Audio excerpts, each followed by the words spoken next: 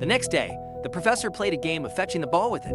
He thought that the Akita dog was so smart that it could surely learn this simple game without being taught. However, he didn't expect that the little guy seemed to deliberately pretend not to see it. The professor didn't mind and taught it by example. In the end, it turned out that the dog was teasing the people instead. Inside the house, the wife received a phone call at this time. It turned out that someone who had seen the adoption notice wanted to adopt Hachi. Just when she happily took out a pen and paper to write down the other party's address, she looked up and saw that her husband and Hachi were having a great time playing in the yard. Then the daughter also joined them. It seemed that such a warm scene hadn't appeared in the family for a long time. The wife wasn't a heartless person either, and the ice in her heart slowly began to melt. And so, The dog's already been taken.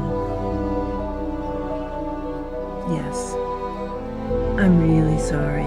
Hachi officially became a member of the family. Under the care full of love, it gradually grew up, and in the blink of an eye, it became a big dog with shiny fur. However, as it grew older, Hachi became more and more clingy. Every time the professor went to work, it would reluctantly lie at the entrance and watch the master leave. One day, it finally couldn't bear the loneliness and climbed out by digging a hole in the backyard. The professor had just sat down when he saw Hachi suddenly appear on the platform. He couldn't believe his eyes. He didn't expect that Hachi could find the station by itself. After a tender moment between the man and the dog, the professor told it to go back, but Hachi wanted to go to work with him. It chased after him after just a few steps. Helplessly, the professor had to miss this train and took Hachi home in person.